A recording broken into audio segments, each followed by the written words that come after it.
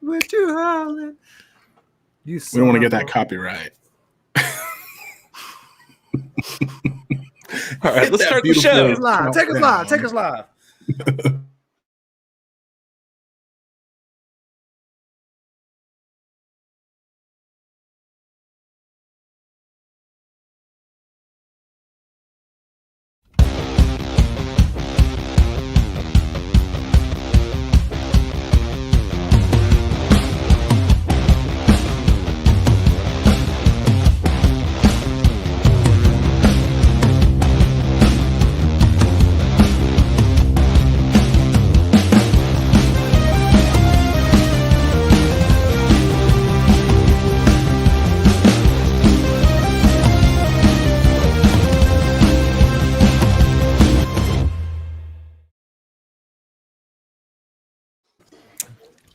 Yeah, what's up? What's up, you beautiful people? This is Gary Horne, and this is the NWA. It's the show celebrating the past, present, future, history, legacy, and tradition of the greatest pro wrestling entity of all time. Of course, we're talking about the National Wrestling Alliance, and you're coming off a hot, fresh, new episode of NWA PowerrrSurge. Ooh, up in here, heating up. There was just something super familiar about this episode to me. I don't know what it was. I just felt it just was super familiar. Yeah, I'm surprised. It was all right, I guess. Well, if you have not yet gotten tired of my dumb face, then I guess you got more of it today. So thanks for still being here. I appreciate you all.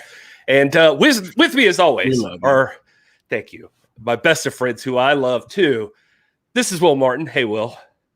Good evening, everyone. And I will say, all jokes aside, I was very proud to watch tonight's episode of PowerrrSurge and see the bearded trio represented by our own host extraordinaire at This Is Gary Horne. And that was such a treat. You're so great at interviews, dude. We tell you that all the time. Rob and I are always telling you that.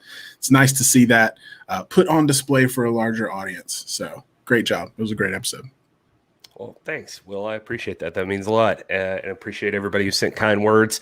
And somebody who'll be less nice, I'm sure, is the doctor, Rob Stinson. Hey, Doc. I'm also the co-host here, Justin Bishop. Todd Davis. I'm sorry, Doc Stinson. That's it. That's calling out my other show. That's right. Big shout out to Cinema Shock. You guys want to, if you're into cult genre horror films, sci-fi, you want to check out that podcast. Where can they find that at, Gary? That's at cinema_shock is the movie podcast. So we're doing a series about the Wachowskis right now. Nobody cares. It's the wrestling show. We're just watching PowerrrSurge. Thank you, Doc, for saying that, though. I do appreciate you. And want to give a shout out to Willie Bowen and Certified Hustler. We weren't trolling you, Certified. We were just Doc started singing it. I thought the world needed to see it. And front rows here. Kevin Davis, John Gott, Eric Dale, RA's in the house. You know what? That reminds me of something, fellas. Did you know that tomorrow, hashtag NWA fan birthdays, I believe we've got RA and Front Row celebrating their 23rd birthdays tomorrow. So congratulations, Guy. So happy to have you as part of the NWA family. It only goes downhill from 23. It's not often that you have two such key members of the hashtag NWA fam that have the same birthday. Actually, Gary and I share a same birthday as well. So that happens only once in a blue moon. So happy birthday, RA, Front Row. Much love. You guys don't look a day over 20. That's right. That's right. 20-ish. 30. Solid 30. Solid 30. I would also like to take a second to rescind my welcome to Eric Dale in the chat. He thinks I'm too big for my britches lately, so I'm no longer acknowledging you. Not since you hit up LegacySups.com. You're actually getting a little too small for your britches. Oh, yeah. LegacySups.com. That was a great segue. You guys are looking for the way to make your mind and your body right. Former champion Nick Aldis has got you covered over at LegacySups.com. And if you use the code NWA fam, he gives you 10% off everything. So check it out. LegacySups.com. Yeah, it's good stuff. Pretty intense over there yourself, Will. Have you been on those Legacy Subs? Well, I do what I can. Use that Maybe promo just code the and get creams, because your face looks intense. just the creams. Just to relax myself a little bit. Oh, that's weird. I didn't know they sold cream, so maybe their own website. I might have typed it. I might have typed it in wrong. Yeah. So anyway, go visit the champ site and get that total mind. That's what I'm operating on. So I'm just like firing on all cylinders right now. I can't even sleep at night now. Like I just got that constant like math equations going through my brain, just firing up. Thanks to Nick Aldis's Legacy Subs. Total Mind. Check it out. Also, another thing you should check out, which I helped the champ along mentioning it tonight, but check this baby out right here. Look at Everybody's a tough guy until they meet one. The new Trevor Murdoch shirt, available collar and elbow. You gotta get that. I think it's collar and elbow tees. I should have wrote this down. I'm gonna Google it real quick because I want to get it right. He needs to get a better copy editor. Did anybody point out the glaring typo on the there on the second line? Tough. Come on, Doc. Come on. Yeah, you can't hate on the champ. You can't hate on the I'm not hating champ. on the champ. I'm just pointing out. Like I didn't even understand that for a second. I was like, it's in German, and then I was like, oh, wait a second. Okay, German. all right. Anyway, check out the champ shirts, collarandelbowbrand.com. And if you use the code over there, you can use Murdoch if you want to support him and you get 10% off. Or if you want to support This Is Pro Wrestling, which is our show over on our YouTube channel, youtube.com/This Is Pro Wrestling, or at TIPW Show, we have a code and it's Gravy. Gravy is the code. So that's our code. Okay. Yep. Use the code Gravy, get 10% off. collarandelbowbrand.com. All right. Anyway, okay, we can talk about wrestling now. I'm sorry. So I just figured if we get all the advertisements out of the way up front, fellas, big PowerrrSurge. I think they found the perfect balance this week. I love this PowerrrSurge. We got a glimpse at some talent from, that you don't see like in the main events very often, and that's no slide on them. It's just a lot of great talent in the NWA. So we got to see some people we're not used to seeing all the time participate, and we had some interviews. I was going to say great interviews, but I don't want to feel like I'm big time at anybody. But anyway, and so we had a good match, like 3 matches, 3 interviews. I think that was a solid balance. We'll jump in though. Let's go ahead and jump in and talk about it. The first thing on the card tonight was Colby Corino took on Marshe Rockett, and very cool match, a lot of fun. Marshe just overpowering Colby throughout, which Marshe has, it looks like he's got like a foot on him height wise, and Colby manages to dodge a boot in the corner that does mess up Marshe's leg, and that's going to factor into the finish here. True to form, Colby goes all in on that leg, including biting it. Colby's like a little pit bull, man. He just goes after the wounded limb there. He stays on it. I think Tim Storm actually did say at one point in the commentary, just describing him like a dog with the bone, and he's going to keep chewing until he gets through. And Marshe tries to mount a comeback, but misses another kick later on in the match that Colby takes advantage of, rolls him up, pulls the tights. We do have to point that out, and gets a 1, 2, 3. Colby Corino, the winner in this one.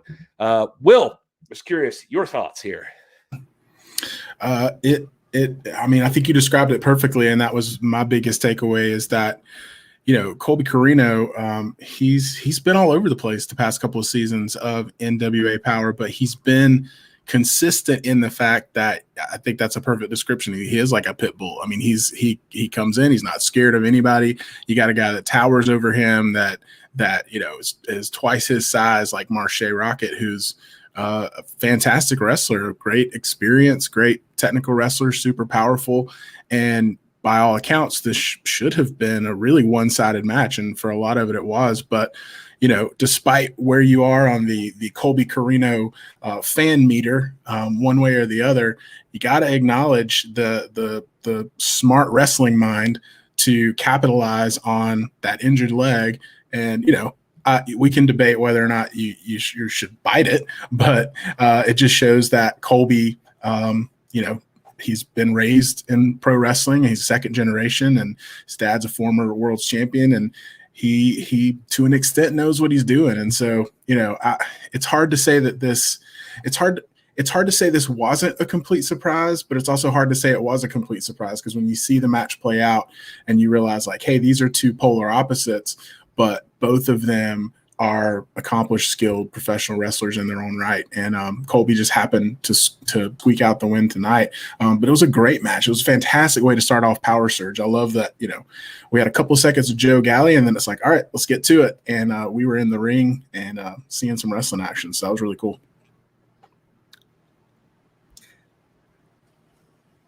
Doc, would you like to offer an opinion as well? Sorry, I'll do better about throwing to people. He only speaks when spoken to. Exactly, always.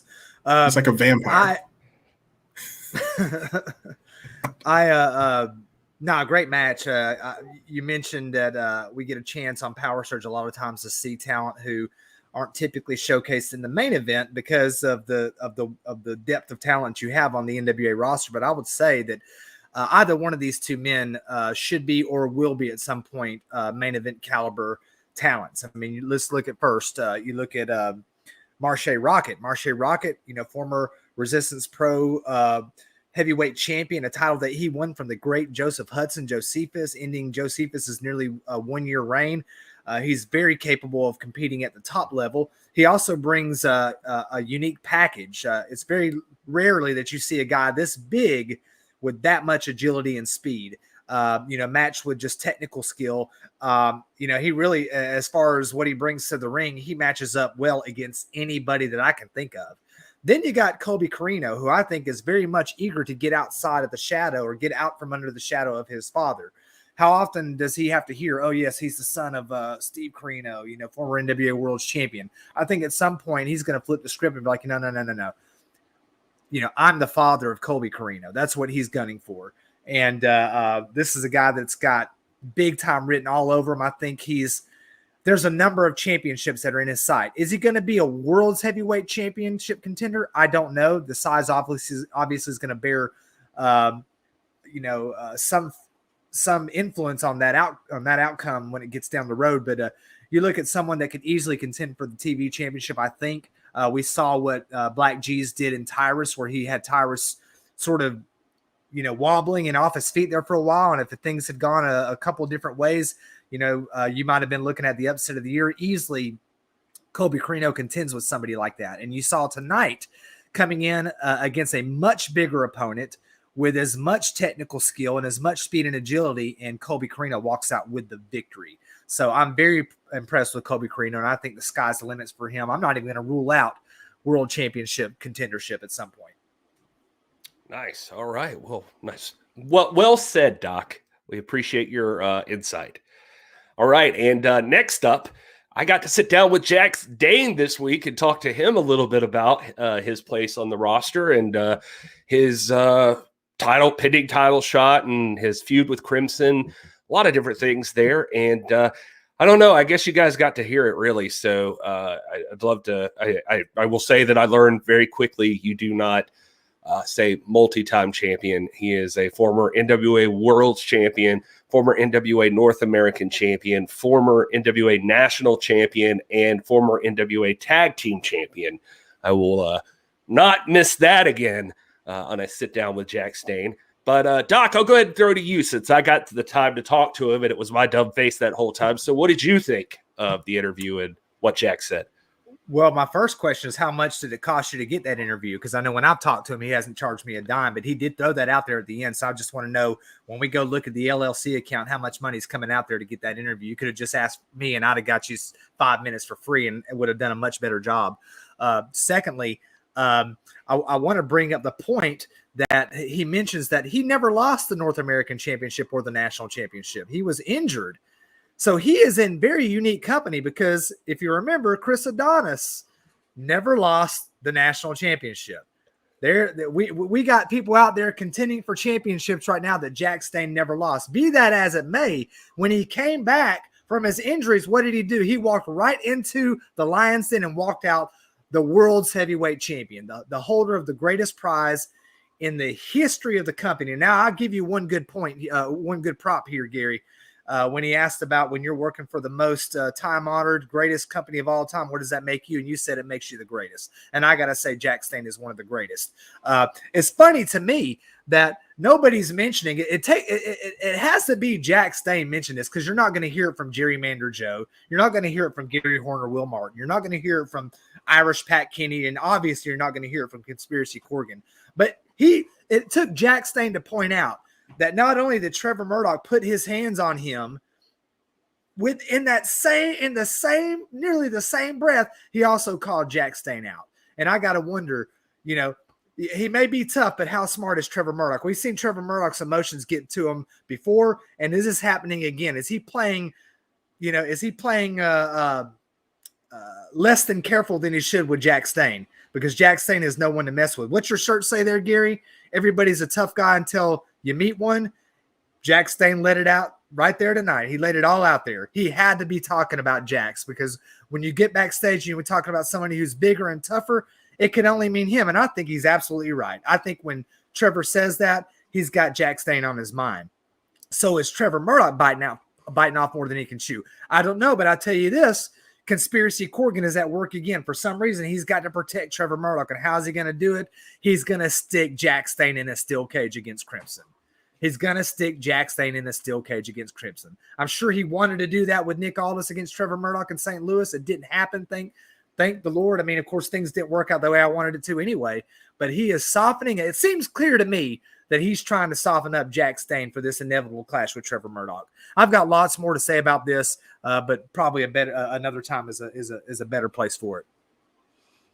Well, all right. I will say that probably my favorite part to come out of that interview is that Jax Dane pointing out that when Trevor said he was ready for whoever's big and bad in the back, or bigger and badder in the back, he knows they're coming, that Jax Dane assumes that can only mean him. So Trevor Murdoch challenged him directly, apparently. But anyway, Will, your thoughts on the interview? Yeah, I can only imagine that J.R. Kratos wasn't in the locker room at the time when Trevor said that would be the only reason, or Tyrus wasn't in the locker room at the time. But as much as I love to debate the doc, it's one of my favorite things to do.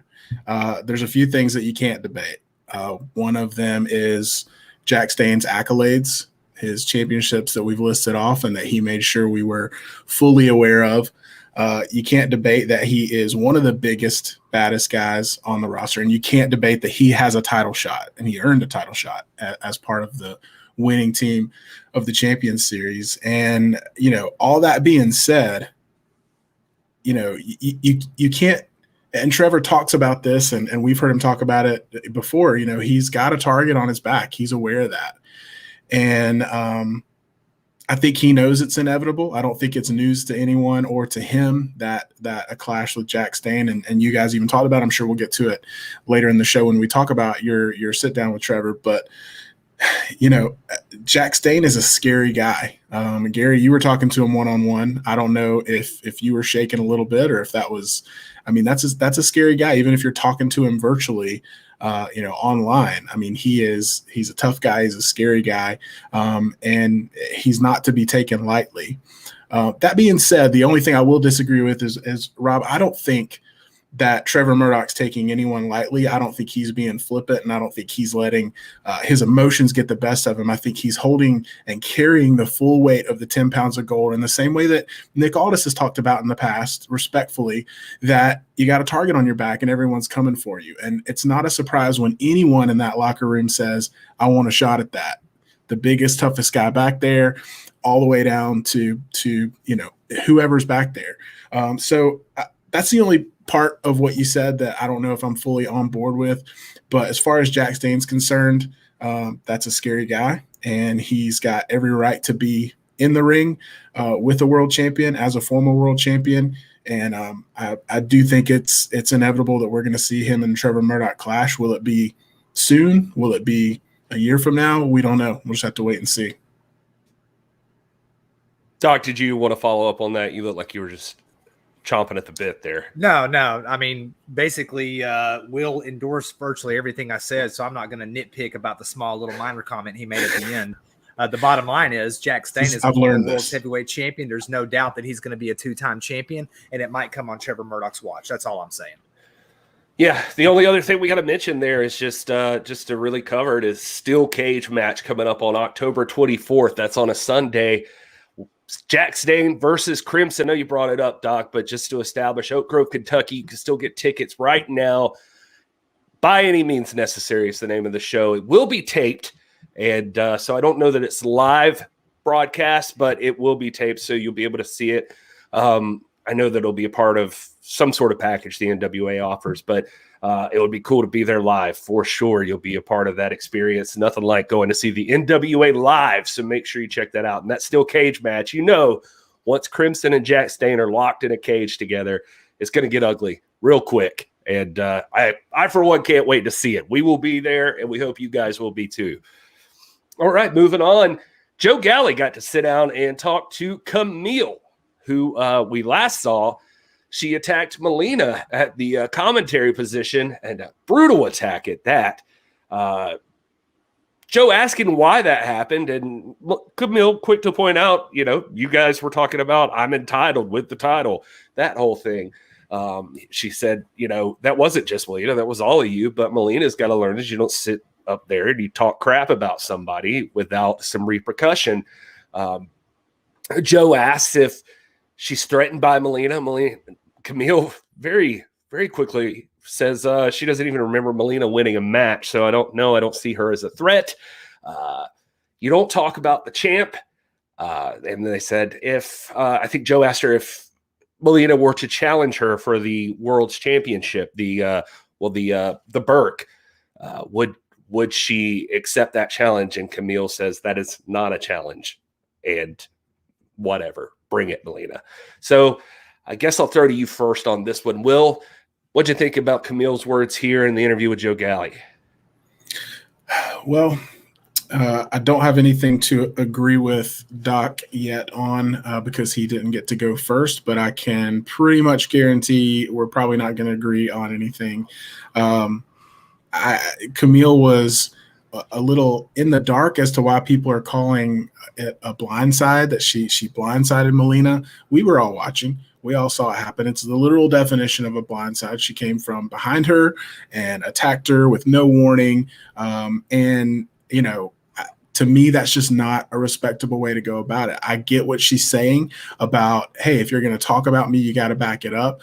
But how about let's back it up in the ring and let's back it up face to face and let's do it that way. I didn't see any need for Kamille to bust in through the curtain in the middle of commentary when Melina was sitting in there, regardless of what Melina was saying. And to the point of, saying she can't remember Melina winning a match and she can't, to her, that's not a challenge. Go back and watch NWA and Powerrr. Watch Melina go after Deonna Purrazzo in that Knockouts championship. She is definitely a challenge. You don't have that caliber of a match, and yes, she came up short. Deonna Purrazzo is world-class champion, but to sit there and to watch that match and to say that neither one of those women is not a challenge, I think that is a gross underestimation of somebody. And to be honest, I'm not going to sit here and say, oh, Camille's in danger of losing her title. I think Kamille is unstoppable. I think she's dangerous. I think she is a deserving champion, and she is at the top of this women's division for a reason. And we saw that at Empower and NWA 73 weekend, where she successfully defended that title 2 nights in a row against 2 very tough opponents. But I think to underestimate Melina like this, somebody who's got the experience, just because they said something on commentary you don't like, to me, that's not good form. And that's just my opinion. And I know Rob can jump in and tear that apart, but there you go. Doc, I can't help but think that, part of what you're going to say is that Kamille was justified with the attack on Melina. And I got to say, I understand Kamille has part of it, maintaining her reputation, I suppose, would be not allowing back talk to occur just at any time. That said, I do have to agree with Will that just underestimating Melina like that. Kamille only had to look over the card of Empower and see that she was on a marquee matchup right next to her. So it seems like you wouldn't have that much trash to talk. Oh, last I checked, Kamille was the only person to win singles matches for the World's Championship 2 nights in a row during that weekend. No one else did that. Not even the greatest world champion of the modern era, Nick Aldis. All right. So I don't think Kamille has much to prove here. I think everybody else has something to prove. Here's what gets me, man. Here's what gets me. Like, y'all want to come out, oh, Kamille, oh, she attacked Melina and the oh, she attacked. Nobody says anything. Not you, Will, not Gerrymander Joe. No one says anything about the time that that Kamille was being honored for having defeated Serena Deeb for the championship. And who interrupted that without any with no provocation? Who interrupted that? Answer the question, Gary. Was it an interruption with fists? Oh, it would have been. It was out and of was line. Was it from behind Kamille? Or did she was come out out of right in front line. of her? No. Melina came out there dressed in her Sunday best. She was in high heels. Yeah. She wasn't prepared to fight. Classic. Why else? It's like when I'm at school as an administrator and a kid decides they want to address some other kid about some social media message they post in public. What do you expect that to erupt in? It's going to erupt in conflict. Melina came out there for a fight when Kamille was not prepared for it. Now, best be assured, she was prepared for it. She didn't need Genocide to help her. Genocide was there to clear up the misconduct. My whole point is this. It wasn't Kamille that threw the first shot in this. It was Melina. Kamille didn't go seeking Melina out. Melina sought Kamille out. And now, to quote Kamille tonight, I came at her head on because I busted her upside the head. That's exactly what she did. Joe Galley fawning over Kamille at Winter Shadows Fall in the wake of the Trevor Murdoch Nick Aldis match. You did it the right way, Kamille. You did it the right way. Well, now that he no longer has Nick Aldis as clickbait target, he's got to shift. He's got to find another target. And that's why he's conveniently, with no legitimate reason, shifting to Kamille. It doesn't matter. Front on, back on, whatever. Melina asked for this. Melina, the manipulator, asked for this, and she got it. Now, welcome to – I know, with all due respect, Melina, you've been there. You've earned all these accolades, but you've not faced someone like Kamille yet. Now you got to try this one on for size. Let's see how you do. I'm just thinking, like, they both interrupted each other. I'll give you that. But one of them interrupted by getting in their face and challenging them. The other interrupted with a blindsided attack. It's like Arn Anderson once said. Back in the day, referring to the Horsemen, you send one of ours to the hospital, we send one of yours to the morgue. No queen or king can tolerate a pretender to the throne. And if Melina thinks because she had a great match against Deonna Purrazzo, which she did, I'm not going to disavow that at all. She did, but she came up short. But she thinks because of that, now suddenly she's a contender to the Burke. You send one of ours to the hospital, we send one of yours to the morgue. You carpet bomb us, we throw the atom bomb on you. So I think Kamille sent a message to someone who was deserving, who asked for it, and got the receipt she asked for. Well, here's hoping they settle this in the ring and with nary a bomb. That's what I'm going to hope for. I'll probably be there live when it's happening, and I don't need that in my life. Yeah. All right. So ThunderKitty, Skye Blue, Tootie Lynn, triple threat match takes place. Some of the ladies, two of these were in the Invitational Cup tournament, and Skye Blue with a big victory in the pre-show, if I'm not mistaken, on Empower. And so solid match here. ThunderKitty, very aggressive. Good to see her at 100 years young, dancing around with these two newer girls. She dropped out of school at 14, joined a carnival at 17. She's been fighting ever since. And Skye and Tootie, they end up hitting each other with a double kick at one point. Not enough for ThunderKitty to get the win. She rolls one of them out of the ring at some point, or gets one of them out of the ring. And as she's looking out through the ropes, she's rolled up by Skye Blue, who does a beautiful bridge and gets the 1, 2, 3 to take the victory here. And I guess, Will, I'll throw to you again. What are you thinking about this triple threat?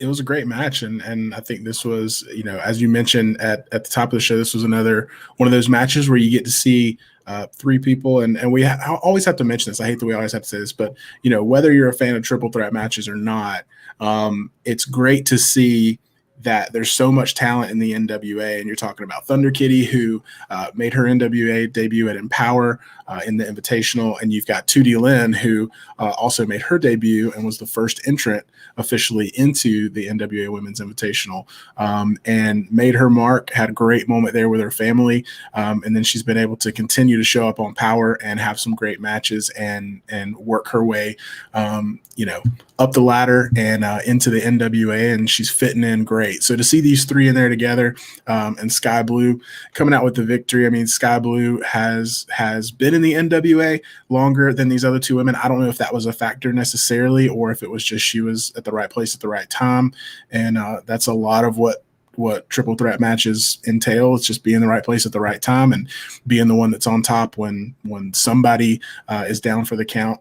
So, but it was a great match, and it was great. I love continuing to see Tootie Lynn show up. I hope we get to see more of her. We say that every time, but this is like the second or third time we've gotten to see her on NWA Powerrr. So hopefully we'll get to see more of her in some one-on-one competition and things like that in the future. But this was a great showcase, and it's a great reminder of Empower and what we got to be a part of a few weeks ago, and just seeing these ladies, without I'm not saying without that event they wouldn't be here in the NWA, but I think that event, NWA Empower, was such a catalyst for bringing in some women's talent that maybe otherwise wouldn't have made the trip to St. Louis and become part of NWA and NWA television. So it was a great match, and congrats to Skye Blue. She squeaked it out.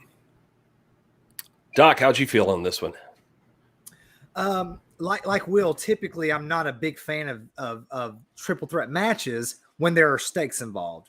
When it's a low stakes situation, when it's a chance to showcase talent, I'm all for it. And this is where, going back to a comment you made at the beginning of the show about, like we said with Colby and Marshe Rockett about, PowerrrSurge is a chance for us to see some of the talent that you're not typically going to see in the main event or in, those kind of title or championship situations.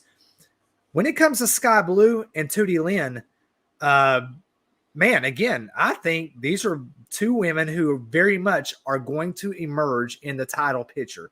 ThunderKitty, I'm not so sure. She's interesting to watch, very entertaining, obviously skilled. Has got a unique look and a very classic approach. But I'm very, very high on Skye Blue. I think Skye Blue, and I've said it multiple times, I think, when you talk about prodigies out there, you're looking at people like Kenzie Page and Skye Blue and guys like Mims and all that. And I think she's right there in that same classification of people that, maybe not a month down the road, maybe not 6 months down the road, but a year down the road, they keep hustling, they keep working. They're already at this level, performing on this stage. I'm going to promise you right now, Tootie Lynn and Skye Blue are very much going to be in main event title pictures, very much so. When it comes to the women's division, more so than men, agility, speed, the ability to fly around the ring, and technical skill seem to be a greater factor, because it's not uncommon to see a woman come in who might be smaller in stature, come out and dominate. We saw Thunder Rosa for, a long, long time dominate, even though she's a small, she has a small build and all that. So I don't think their size of Skye Blue or Tootie Lynn is going to be a long-term major factor when it comes to, comparing them to someone like an Allison Kay or a Kamille or someone like that. That's a larger, more, physically built specimen. Both of these are talented women. This is a lot of fun. I like this match. I like seeing ThunderKitty. Who doesn't like watching her? Very much into her too. I want to get my hands on more footage of her, and I hope to see more of her in the future. But right now, man, I think the world is an oyster for Tootie Lynn, St. Louis's favorite daughter, and the great Skye Blue. Not great yet, but she will be great. Yeah. Rob, didn't you go to high school with ThunderKitty? You guys went to high school together, right? Look, bro. Just kidding. If I went to high school with ThunderKitty, trust me, I would have been way into her. That's a cool lady right there. Way into her. Well, as we found out tonight, according to Velvet Sky's investigative reporting, ThunderKitty dropped out at 14. So no high school for ThunderKitty. That's the only reason Rob didn't see her there. I'm thinking of someone else. Yeah. I will say that I'm totally on board with that. Skye Blue is on quite the streak right now, and she is headed for good stuff. We've seen her all over the TV. If you're looking for her, Skye Blue's out there right now, and she was just recently in AEW's Casino Royale, and so Skye doing the dang thing. See her on the TV and on the Facebook. That's true. The Facebook. The Facebook. No, you had the Facebook. Yeah. All right. Well, then next up, the champ, Trevor Murdoch, the real world's heavyweight champion. I had a chance to sit down and talk to him for a little bit, and the main thing here, we can hit some points. I will say that trimming this interview down was one of the hardest things I've ever done because the champ has a lot to say and a lot of great points to make. There is a longer form version of this interview, and I'm being told it will be made available on the NWA's YouTube coming up very soon. So this was like a trimmed down to like 10 or 12 minutes here, but we went at least 45, 50. So if you're interested in the Jax Dane interview, just out of curiosity, we actually kept that to a very short amount of time. He was very stern about, I'm giving you like 10 minutes and don't go over. And I said, okay. That sounds He's like right. this, as he should. Yeah. But anyway, he said for the right price, he'd be interested in a long form interview. And so we'll see. But Trevor Murdoch, you'll get a longer form later on this week. But for now, you got what you got with Trevor Murdoch. And I'm curious your thoughts. Doc, I'll throw to you as our resident Trevor Murdoch mega fan. I am a fan of Trevor Murdoch. I'm a fan of anybody who's attained the highest accolade in the sport. You heard me on here. I was on here last week. I was the first person to shake Trevor Murdoch's hand backstage after he won the championship, just like I said I would. He is the real legitimate world's heavyweight champion. I don't acknowledge that. I don't dispute it. He earned it. And now I guess my favorite point that was made in this interview, Gary, was when you made the comment that what we've got going on right now is a land grab, which opened up the discussion to every, major talent right now that has a legitimate claim to this championship, whether it be the Pope, who, through the conspiracy series, like it or not, has, earned a right to this. Everybody who was on that team conceivably has a right. Jax Dane obviously has a legitimate claim in as a former champion. And of course, sorry, I've got my youngest has gotten loose. No, you're fine. I'll throw in there that for the Pope, just as we're discussing it, Pope, in regards to the Pope, he said essentially it would be an idiot to take the Pope lightly. He knows Pope doesn't rush.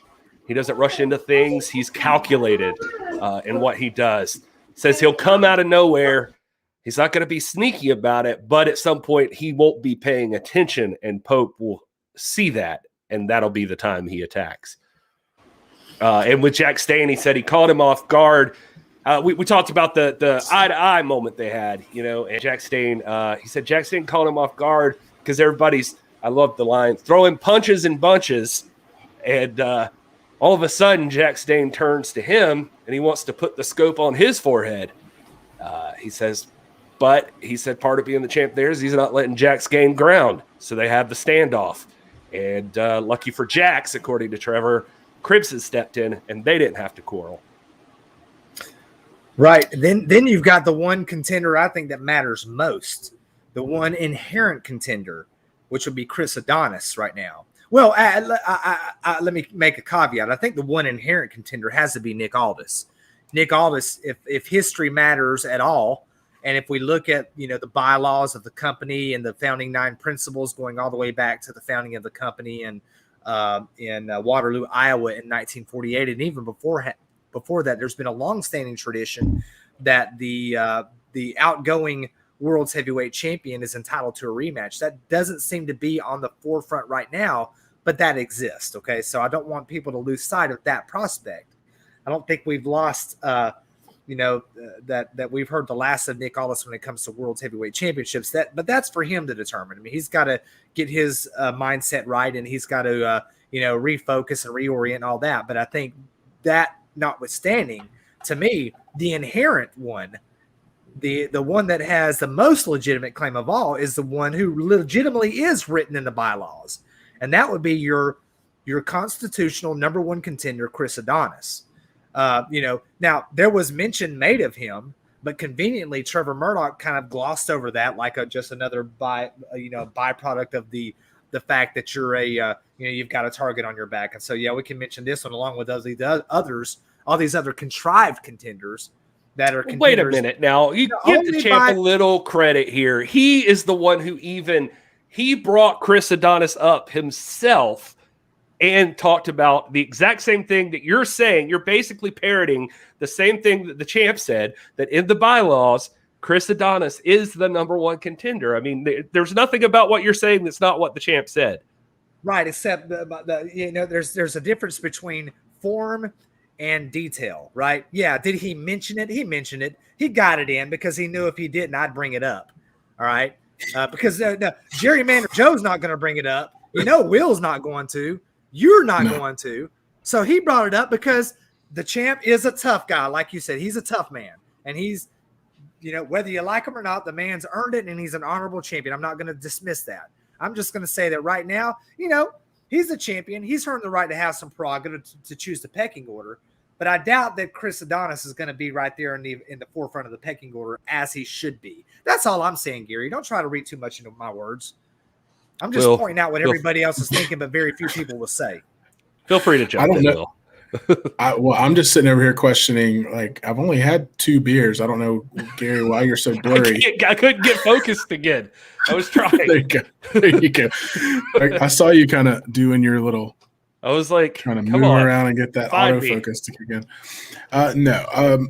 First and foremost, I cannot wait for Trevor Murdoch's second shirt to hit the online stores that just says punches and bunches with a picture of Trevor Murdoch holding the 10 pounds of gold. I would buy that shirt as well. This is a tough conversation because, again, Doc, everything you're saying is correct, but we're sitting here debating, who's he focused on more. And the reality is, and I think the reality that Trevor Murdoch is growing to accept is that there's really no way to determine, whether or not somebody is the official number one contender or whether or not they have a title shot from the Champions Series. I'm not going to say all of that is irrelevant, but it could be based on who comes up to challenge, because everybody that we've mentioned has a legit claim, from Pope to Jax Dane to Chris Adonis to Nick Aldis to a lot of guys.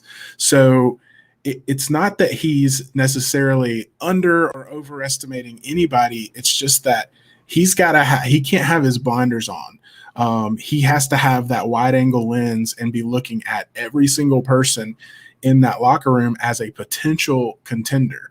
And we've seen that in the NWA in the past year or so. We've seen, Rob, I know you hate this, but we've seen contenders be decided by a battle royal. We've seen contenders and title shots be given through a Champions Series tournament, points-based tournament. We've seen, the national title change hands and then come back to Chris Adonis and, be relinquished and then have a tournament for that. And so, there's a lot of moving pieces in the NWA, and it's a really exciting time to be an NWA fan because of that. And the point is, there's not a clear-cut favorite. There's not a clear-cut like, this will definitely be Trevor Murdoch's his first title defense will definitely be against so-and-so. That's what we don't know. That's the big question right now. And I think Trevor Murdoch has that question as much as we do, but the challenge that he faces is to not overlook anybody. And I think that was the concern he expressed with Pope to you, Gary, was that, it's not that Pope's going to sneak in, like we've seen guys do, with title shots in the past where they just sneak in and, steal a victory. Pope's not going to do that. He's like, come on and said that he's not going to do that. That's not his style. But what he meant was it's going to be a time when he is too focused on a Jax Dane or he's too focused on a Chris Adonis, and Pope's going to see that and know that Trevor Murdoch, his attention's divided, and he's going to come in and challenge him for that title at that time. So that's the thing. And I think, Trevor Murdoch is new to this. You know, he has not carried the title for over 1,000 days like the previous champion did. He hasn't grown accustomed yet to this process and how to handle challengers from all different angles, how to evaluate the landscape and to prepare for your next title defense. And so that's something he's going to have to learn over time. Yeah. I mean, the thing is that if you want more detail on some of these challengers, Trevor does elaborate a bit more on some of them. Also, we mentioned Tyrus. There's a brief one line in there talking about wearing the TV title like a wristwatch. But Trevor does go into more detail about Tyrus, about Scion, about everybody in that longer form interview. So I hope that people get a chance to listen to that. But he says right up top, I know I'm being hunted. If people aren't chasing me, then I'm not holding anything worth a bleep. So he expected calls the day after, and he got them all over the world. The blood's in the water. The sharks are out. Eric Dale in the chat pointing out that Dan Severn issued a challenge this week. Still wanting to get back in the ring, and he's willing to go after Trevor Murdoch. Trevor Murdoch said from other countries he's already had offers. And so I know he's got stuff on his plate. And, that's the thing. It's a tough situation being the champ. We keep saying it, heavy is the head, right? That's part of the deal. This is what Nick Aldis was telling him about. Now you get to deal with all this. It's every day. It's all the time. It never stops. One thing I like, though, is that we constantly, sometimes I feel like we get, as Eli Drake used to say, get lost in the sauce. And we're constantly talking about the challengers, but Trevor Murdoch, quick to point out, the one thing you got to remember, and all those guys got to remember, is I'm the world champion, and I'll kick your ass. And so I loved that line from Trevor. Very quick to point that out. He's not backing down or trying to dodge a challenge. He's ready. He's ready for anything. He said, this is a man's title. Grown-ass men carry this title. Grown-ass men fight for this title. He's ready for grown-ass men to challenge him for the title. That's fine. That's what he's there for. Don't let the fat fool you, was one of my favorite quotes. There's an athlete under here. And there's no doubt. There's no doubt there's an athlete there. I don't think anybody disputes that. I mean, Trevor Murdoch fought what, in my opinion, is going to be the match of the year. If it's not, it should be, against the greatest world champion of the modern era. And I don't want to continue to draw comparisons between Trevor Murdoch and Harley Race. Much is made about him being a student of Harley Race, but I think we now need to start to look at Trevor Murdoch as his own person. He is not Harley Race. He studied under him. He's got that same, common man appeal. He's a tough guy. He's not going to look like a Greek god like Nick Aldis is going to. But Trevor Murdoch is a tough guy. No one's going to doubt that. My own concern is this. My concern with him is the same concern I've always had and I've always voiced. It's the reason that lost him, championship opportunities or maybe a chance to win this championship earlier. And that is his hot head or his ability to lose focus so quickly. Now, no less a champion than Harley Race himself made the same mistake. Now, again, I'm not trying to say that Trevor is Harley because he's not. We've got to, now that Trevor is an established champion, we've got to go and begin to look at him in his own light. But just to bring up history, because we're about history, legacy, and tradition, it was on August the 27th, 1981, when Harley Race walked into a local arena in Augusta, Georgia, thinking to make a routine championship defense. No problem. We're going to do this against a hot Georgia competitor. And he walked out that night without Sweet Charlotte. That's the night that Tommy Rich won the belt. No one thought it would happen. So beyond all these that you mentioned, Gary, beyond Tyrus, beyond the Pope, beyond Chris Adonis, beyond Nick Aldis potentially, beyond Colby Corino, beyond Scion, beyond all these, you got to look at the unspoken factor, because say what you want about Nick Aldis. Nick Aldis defended against everybody, anybody. It was just a couple of weeks ago before St. Louis that he was in the ring against an established Hall of Fame MMA competitor. And he walked out, with the championship, walked in defending it. But we all talked, you remember that, like, oh my gosh, man, what if he goes into St. Louis without the belt? We don't know what's going to happen. We saw what happened in Texas when he went against Noby Bryant, how great a match that was. Or when he went to Nebraska and defended that during the pandemic, came out on top. And then the several defenses against Trevor Murdoch, against Mike Bennett, against this and that. My question is this, Trevor Murdoch, my challenge to you is this. Can you now, seated as the champion, can you now rein in that temper of yours, rein in that focus, and take a more deliberate, intentional approach to defending this title where your emotions don't get in the way, to where this can be a reign that's not transitional, but is one that we talk about for the decades, because that's what I want. That's what I'm about. I would love nothing more than for Nick Aldis to beat you tomorrow. But the second best thing is for you to hold this title for a year or two. That's what I live for. My challenge to you is, can you be focused enough? Can you be focused enough to be intentional about looking at Jax Dane, or looking at Scion, or looking at Tyrus, or looking at any of these other guys, and more importantly, looking at the guy that you're not looking at, looking at the guy that's out here in Ringgold, Georgia, or in Lawrenceville, Georgia, or in Greenville, South Carolina, when you go on the road to do your duty as a champion and take the title on the road, which every defending champion should do. My challenge to you is, can you stay focused enough to be intentional about keeping your eyes on defending this trophy and not letting your temper or your emotions get ahead of you? And the only reason I say that, Trevor, don't blame me or don't hate me for saying it. It's just what we've seen you do in the past. And you guys both have to admit that. Everybody in the chat has to admit that. He's the one that has always let his temper get ahead of him. So let's see. I won't debate that. But I will say this, and this is what I kept thinking tonight, watching Gary, you get to talk with the champ, is that it does feel like a different person to me. I mean, there's different stakes. I mean, when you're the Trevor Murdoch who came out of retirement to have one match in the NWA in Powerrr Season 1, just to kind of come and fill some TV time and give a match to a guy.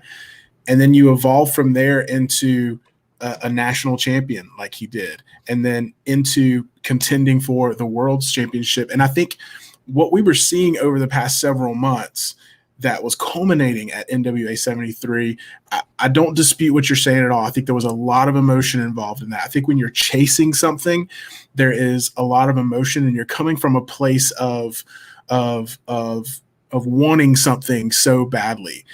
But the position Trevor's in now, I can't help but feel like, and when I hear him talk, and when I see the way he carries himself, and when I see, his T-shirts and his interactions on social media and his interactions with the fans, he's not coming from a place of a deficit anymore. He's not the underdog anymore. He is literally on top of the mountain.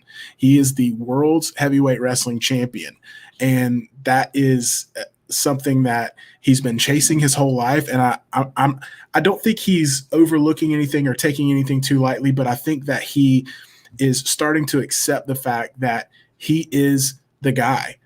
Just like he talked about when he was talking to Nick Aldis last week about, if you're the champ, when you walk into a room, you got to know that you're the baddest guy in the room, because you're the champ. And I think Trevor is stepping into that being his reality.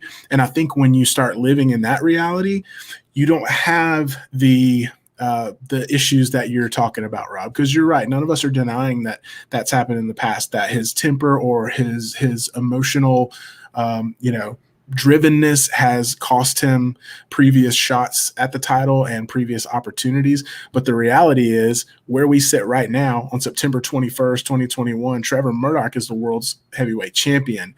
And that's different than a couple months ago when he was chasing the world's heavyweight championship. So I think what I'm starting to see, and what I want to see more of, is Trevor continuing to step into this role as he's the guy, because he is the guy. We all acknowledge that.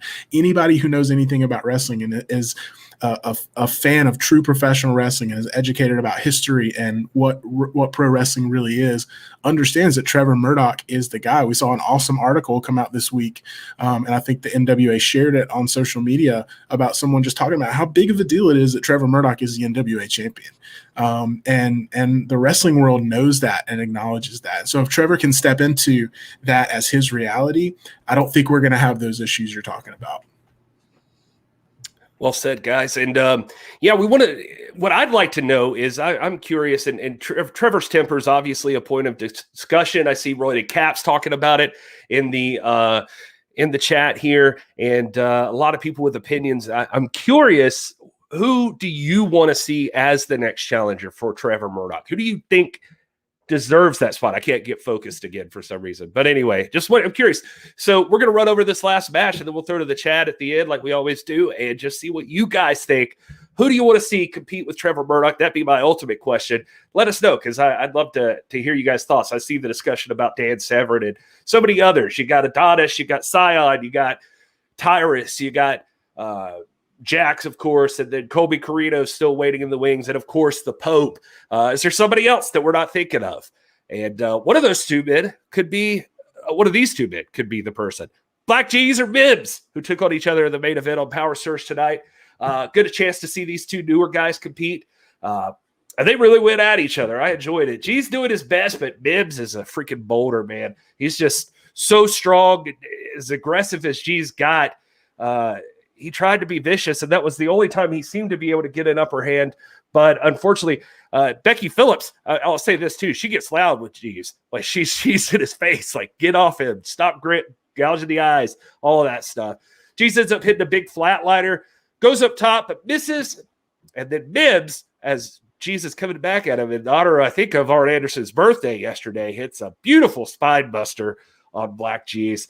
And then Jeez keeps trying to fight out of it, but unfortunately, boom, a big clothesline, and then Mims hits the hookup, and it's what's the word I always use, or we always use? It's mathematical equation. Yeah. Kerfluffle? It's a kerfluffle. No, it's over. That's what I'm trying to say. It's over. Mims wins. 1, 2, 3. Mims picks up another victory. The rookie is making good in the NWA. He's really picked up these last couple of seasons. Will, your thoughts? It was a great match. It was a great main event. It's a guy like Black Jeez who has so much charisma, so much personality, and guys like that, oftentimes they shine on the mic and at the podium, and in scenarios like that. But we've gotten to see him in the ring a couple of times already in this season, and I think any of us would argue he's a legit competitor. He's a legit contender, whatever match he's in. So from the outset, when you're thinking about a guy the size and stature of Black Jeez going up against big, strong Mims, your first thought is mathematical equation, but we ended up seeing a really good, hard-fought match, one that, Mims did have to put effort into to win. I'm happy that Mims got the win. I want to continue to see Mims get wins like this and collect these wins and build up that archive of matches in the NWA ring so that he can gain that experience, because you alluded to it before, but I mean, that's a guy that I will not be shocked within the next 365 days to see him at some point in a position where he's challenging for some type of gold. Could be the national title, could be the world's title. But he's a guy that, to me, the sky's the limit. And that was showcased really heavily to me in this match. So it was a great main event, great way to end tonight's episode of PowerrrSurge with some good in-ring action. And yeah, go Mims. Doc, anything you wanted to add to that? The only thing I would rather have seen than a spine buster in honor of Arn Anderson's birthday yesterday would have been to see Sal Rinauro jump in to help him deliver a double drop kick in honor of Ricky Morton's birthday, or for Mims to, get G's up, locked up in that figure 4 leg lock, which was a signature maneuver of Jack Briscoe, who's also has a birthday today. I would like to have seen that. So, but we did. Nevertheless, Mims is another one of those. I mentioned his name earlier as one of the prodigies. I also think that we don't need to sleep so much on Black Jeez. I mean, we've seen him, take a couple of losses here in the last few weeks, but they've all been very competitive matches. Don't you? And agree? they've all been really big mismatches size wise. Like we have yet to see Black Jeez in the ring with somebody who, is in the same weight class. So whenever we get to see that, I think we'll get to see a real showcase of Black You Jeez. see him compete against much bigger guys who have comparable talent, and he is holding his own. I really put this back on being under the tutelage of the great Austin Idol, who I think is one of the great geniuses of the sport, strategically, tactically. And I think that his alliance with Tyrus and Austin Idol obviously is paying dividends here. But we're going to see much more out of these two. And I think that Mims, if not in the tag team title picture, you're going to see him contending for a major championship in the very near future. This was a fantastic match. I really liked it. All right, great. Well, let's jump into the chat for just a few minutes here and just talk to you guys and see what you guys are thinking. Thank you all for being here and hanging out on a PowerrrSurge episode on the post show. We're grateful for every single one of you. Roy Caps, I'm scrolling back up just a little bit. Roy Caps said Trevor Murdoch can't let his stock drop as a result of losing his temper. I always feel like I have to yell what Roy Caps puts because he's always yelling. So anyway, we need to get the echo effect like you do on Cinema Shock when you're reading the the opinion comments. Oh yeah, that'd be a good idea. Let's see here. What else? Let's see. You got Eric Dale saying Trevor has had a journeyman's mentality in the past. Anyone, anytime, anywhere. He needs a champion mentality. When is it in his interest to wrestle this opponent or that? Saying basically he needs to be more calculated. Something you've been saying, Rob, I believe. Willie Bowen, this is after I asked that question about challengers. Willie wants to see Tom Latimer challenge for the world's heavyweight championship. That would be a battle right there. How did Tom Latimer not come up tonight? This is obviously a guy who, earlier on in earlier episodes of Powerrr was very potentially, could have walked out with the national championship. There was a disputed match a month or so ago, maybe a month and a half ago, involving Chris Adonis and Tom Latimer, and very likely Tom Latimer could have come out as champion. I mean, it was very much in the works. So why have we not mentioned him in the picture, right? He's Nick Aldis's best friend. He knows more about, the inner workings of this championship and what it takes to defend it, at least from an outsider's perspective, than maybe anybody does. I think that's a great point. Who brought that up? Well, and that's the point. I think a couple people were saying. I saw Eric Dale mentioning that just now in the chat that he's probably ready to go after a championship soon. But that's the thing is we didn't mention Tom. There's a lot of people we didn't mention. We're at a point where it is a land grab. I mean, that's perfect wording, Gary, and that's why you are the expert interviewer, because you're the guy when it comes to that kind of stuff. But it's one of those things where it's like, I don't know of anyone on the roster or anyone in the world of wrestling that if they came out and said, I want a title shot, and Trevor said, let's go, that I would be surprised. That's where we live right now as the NWA but don't fan. Don't you think Trevor needs to be like, no, it's not, let's go. Oh yeah, you don't just for sure. I mean, he could, but you can't just wake up one day and say, hey, I want it. You got to be intentional. No, right. I'm just saying hypothetically, there's not really a scenario that if Trevor did decide, okay, yeah, I want to have this match, that I would be surprised. Because there are so many people that, there are people that we've mentioned that have legitimate title shots that they're sitting on that they've earned. But then there's other people that if they wanted to throw out a challenge, I wouldn't just write them off. There's just so many people that the roster's so deep is what I'm getting at, is that, there's not really, I mean, like I mentioned joking earlier, I mean, JR Kratos, I know they're in the tag team tournament right now, but if he came out and said, hey, I want a title shot, that wouldn't shock me, and if that match happened, I wouldn't be like, oh, this shouldn't happen. The sky's the limit. The doors are wide open. The ball's in Trevor Murdoch's court, to your point, and I do think that he should be strategic, and he should be very well thought out with who that those title defenses go to. whether the scenario has changed or not, whether we're in a different place now that he's champion, I just don't know that it's in his constitution to do that. I think that Trevor Murdoch is the kind of guy. He's from Waxahachie, Texas, and so he's the kind of guy that doesn't back down from a challenge, which I think it doesn't serve you well as a champion, right? Because everybody wants a shot, and if someone runs that mouth, he's going to want to shut that mouth. And so I just don't think this bodes well for him. But to be fair, that is an assumption based on history, which is valid.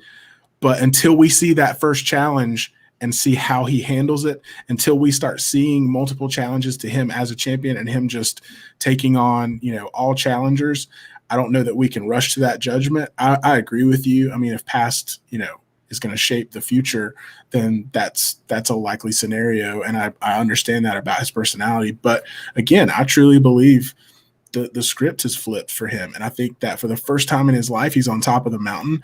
And I just would not be shocked if we don't see a Trevor Murdoch that is completely different from here moving forward and maybe not making some of those same decisions, whether it's in his constitution or not. I think we've seen that. I mean, I see. No, we hadn't seen that. You can take. That's the old saying. You can take the man out of the trailer park, but you can't take the trailer park out of the man. Listen, at the end of the day, Trevor Murdoch, in that very interview, he said, I see you. All right, 2 points. Willie, I agree with you that Tom Latimer, Tom Latimer, I love that guy. And I think he's very much championship material. I saw you, Eric, you were saying that too.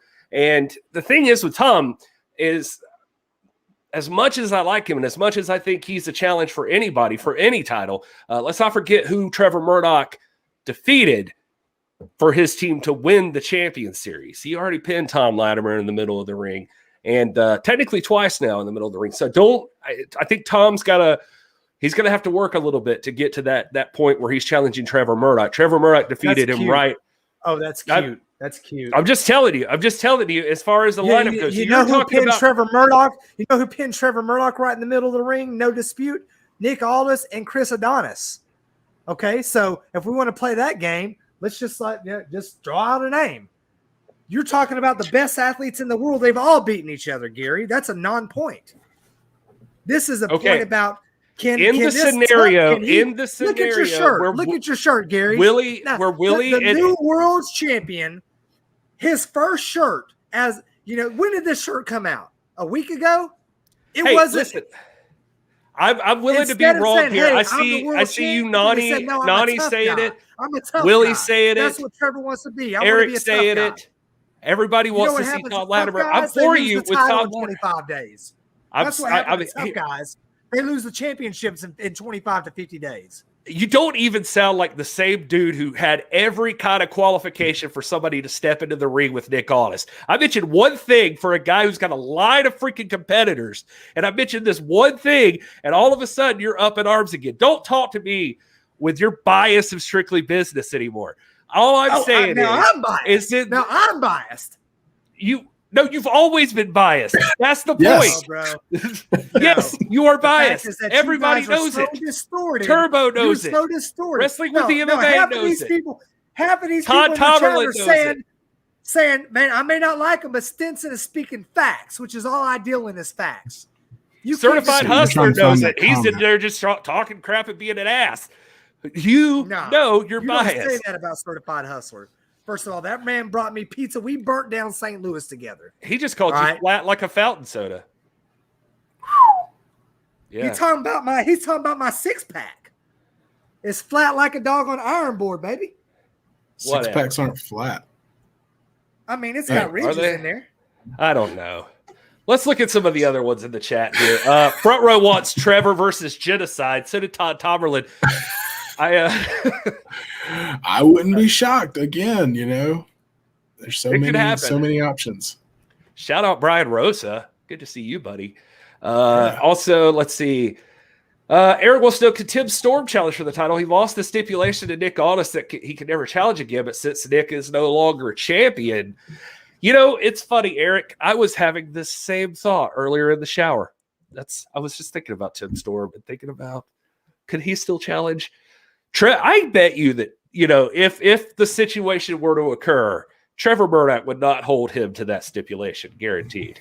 No, I can almost assure you, though. My words. Go ahead. I can almost assure you, though, that Tim Storm will hold himself to that. So I don't think that you're going to hear him challenging for the title, because I think that he, from what we know about Tim Storm, unless something changes, he's a man of his word. So I don't think the issue would be Trevor accepting a challenge from him. I think it's that Tim Storm has accepted the results of that stipulation, and you probably won't hear it, but that's just my take. No, you're right. You're right on that. I agree with you, Will. As far as Tim Storm's a man of his word, but the question having to be like, if that challenge were issued, would Trevor Murdoch accept it? And my gut is that Trevor Murdoch, this is kind of like foolish valor. Trevor Murdoch is not the man that will turn down any challenge. He will accept every challenge. So here you go, the NWA land grab. If you want a shot, go ahead. Go ahead, ask for it. Go ahead, Gary. You want a shot, ask for it. Trevor Murdoch will give it to you. Wait, you want a shot? Were you just the guy? Now Gary's in the conversation? I was just curious. Like, just a second ago, he was trying to qualify like why Tom Latimer is as worthy as anybody, and then like now you're just like, oh, he's just giving shots to everybody. Well, I didn't say that Trevor Murdoch should issue. Anyway, let's go back to the chat here. I'm just saying that all I said, Gary, hold on now. You had my name in your mouth, all right? Turbo, congrats on your new business, man. I just wanted to say, like, Turbo's got a new business, y'all. Y'all keep your eyes peeled. Turbo's got some stuff going on. It's going to be awesome. Nice. Let's see. Front row wishes for a day where Aaron Stevens is the world champion. Anything you need to say about that, Rob? What was the question? Front row wants Aaron Stevens. Roy Cap says, Roy Caps has happened with Aaron. I wouldn't dispute that, but I'm like, hey, man, that's great. But you had your shot. You had your shot, and you didn't get it. Right now, your focus for Aaron Stevens should be on that tag team championship, which is just as prestigious.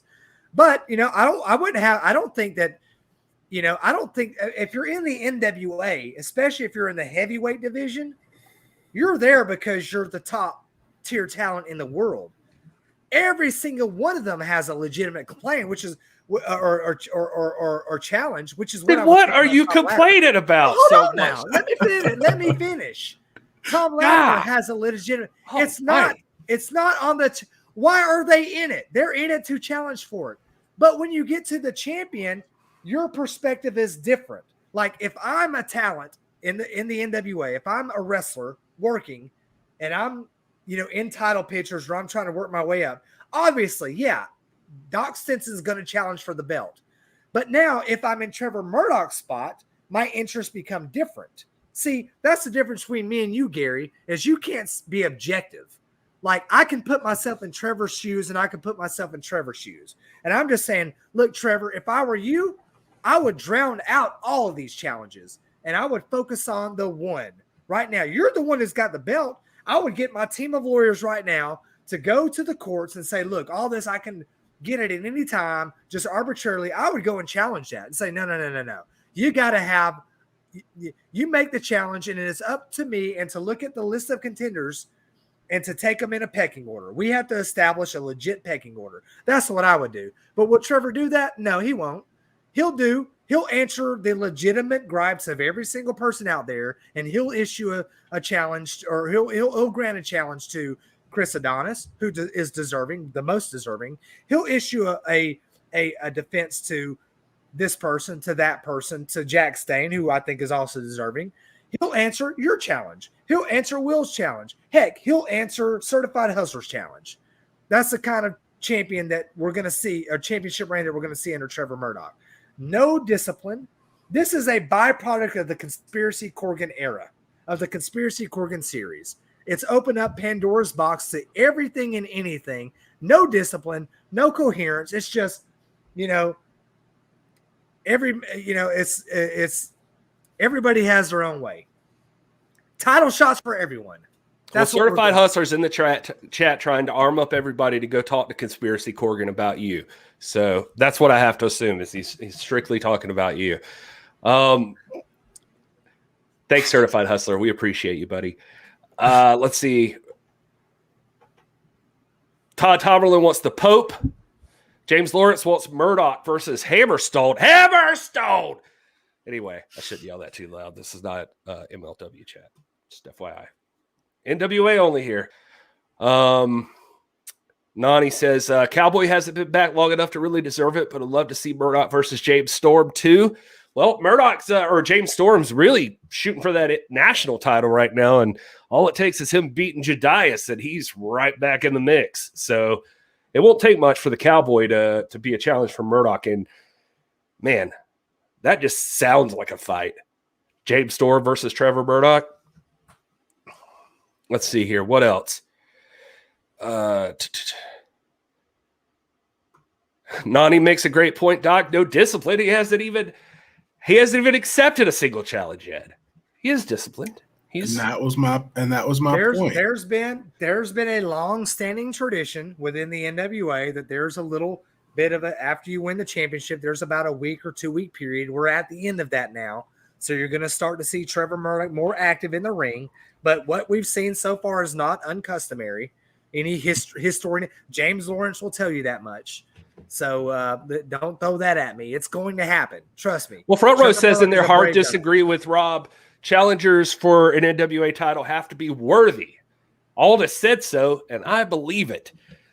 Well, Front Row, he's not disagreeing with you. Rob's taking every side of this argument tonight. So it's I don't even know he's how to with argue. you. Look, I don't even know how to argue because he's so far he's said every point of view imaginable. So I'm like, oh no, he agreed with that. So yeah, so Front Row, he's with you, except when he's not.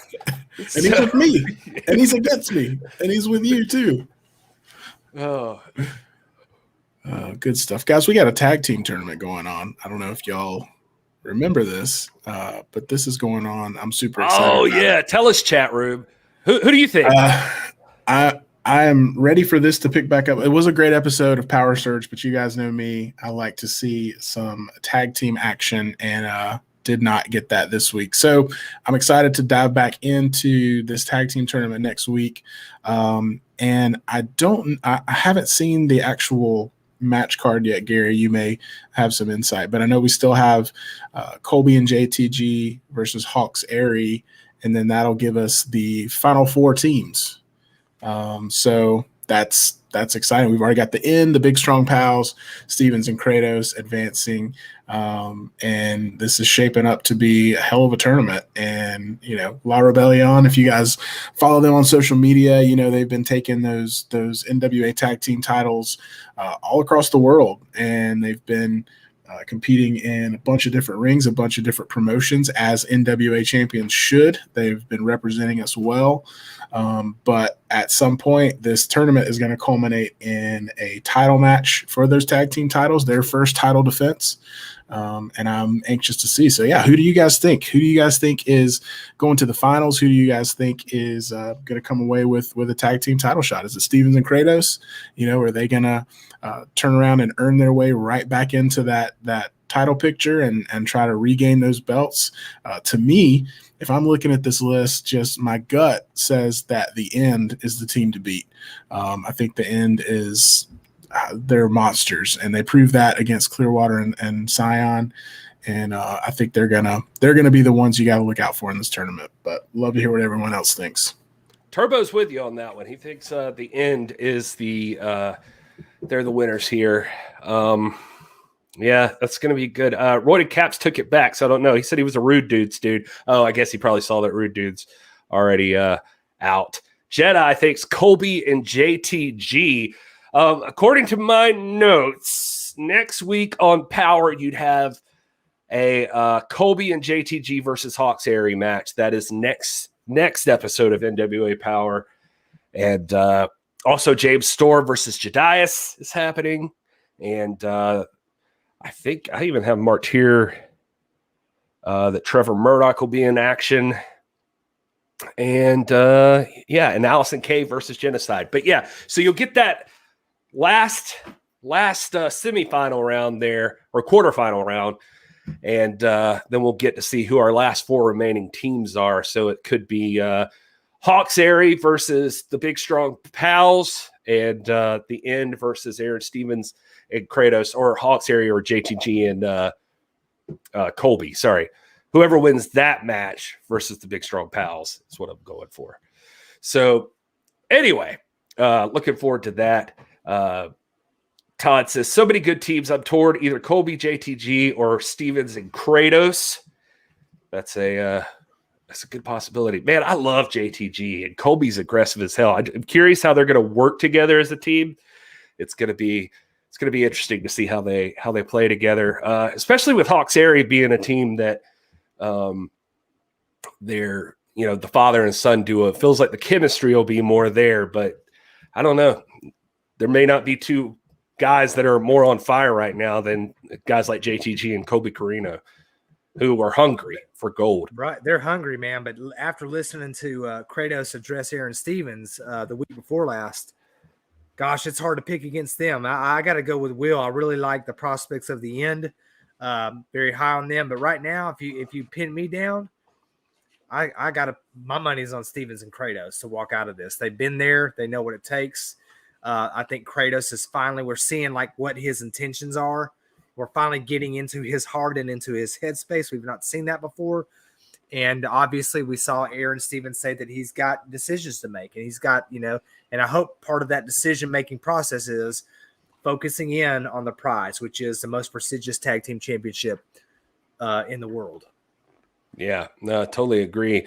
Front row, Pero and Odin Center, my current favorites. Dudes are scary. They sure are. And so it looks like a lot of people are on the side of the End, and it very well put. Eric Dale, Stevens and Kratos, Rick Gade, everybody's waiting to see who La Rebellion is going to take on. That's going to be determined in this tournament soon for the next pay-per-view. They'll be there. Eric's also impressed by Hawksary. So, yeah, those guys have been teaming for a while. Well, they're father and son, so I guess they would have been teaming for a while. But anyway,